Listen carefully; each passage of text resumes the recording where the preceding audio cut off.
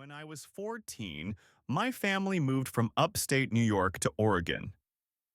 My dad had taken a new job outside Portland, and we settled in a small cottage just outside a tiny logging town, the kind of place you only drive through on your way to somewhere else. There wasn't much to do out there. No mall, no movie theater, no fast food, just trees, dirt roads, and long stretches of nothing. But soon after moving in, I started exploring the nearby woods with my border collie, Maisie. Behind our property stretched endless pine and fir forests, crisscrossed by old maintenance trails and a few man-made fire roads. Every weekend I walked those paths with Maisie, sometimes for hours. It became my escape. One of the places I used to love was an old forested area near a decommissioned railway track. It cut through miles of quiet bogland and ran parallel to an old logging route. I used to walk that way often until I eventually stopped. Maybe because the ground was always rough and uneven, or maybe because something about the place felt off. I don't remember exactly. Just a strange discomfort I couldn't explain.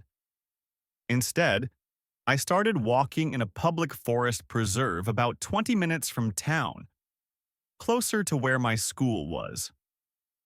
It was a beautiful spot, with marked trails and the occasional hiker or jogger, but mostly peaceful and empty. My dad would drive me and Maisie out there, drop us off, and come back a couple hours later after running errands. One particular evening, we arrived later than usual. The sun was already low, and shadows were long between the trees. I knew I needed to get back before it got too dark, so I decided to take one of the smaller side trails, a shortcut I'd used before. As we walked deeper into the trees, I saw something familiar. An old wooden shelter someone had built out of logs, shaped like a teepee.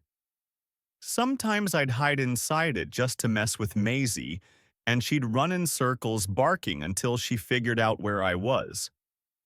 I don't remember if we played that game that day.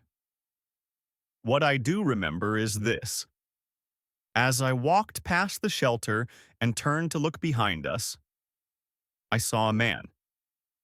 He had just stepped onto the same trail, maybe 60 feet away. There was nothing unusual about his appearance. He wasn't holding anything. He didn't say a word. But something about the way he moved made me feel uneasy. I can't describe it exactly. Maybe it was too quiet, too intentional. My instincts lit up. Fast. I clipped Maisie's leash back on and picked up my pace. By the time I reached the main trail again, the light had faded even more. I looked back, and he was still there. Closer now. Maybe 30 feet. I pulled out my phone to call my dad. No answer. Maybe he was still driving. Maybe he forgot. Back at the trailhead, the sky was almost black. There was only one car in the small gravel lot, not my dad's. I sat down on a picnic bench near the edge of the trees, Maisie pacing nervously at my feet. That's when I heard it, footsteps behind me.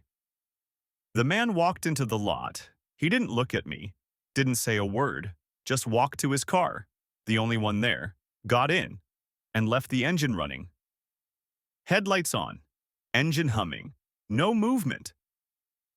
I sat there for what felt like 20 minutes, heart pounding, trying not to stare but unable to relax. I kept calling and texting my dad, but nothing. All the while, that man just sat there, in the dark, his headlights glowing in the empty lot. Maisie started whining, pawing at the dirt under the bench. She was always a sensitive dog, but this wasn't her usual nervousness. She kept digging like she wanted to crawl underground. Finally, the man reversed, backed out, and drove off. No words, no lights turned off, Just gone. 10 minutes later, my dad showed up. He forgot to pick me up. I don't know if that man meant harm. Maybe he was just resting. Maybe he didn't even notice me. But I can tell you one thing.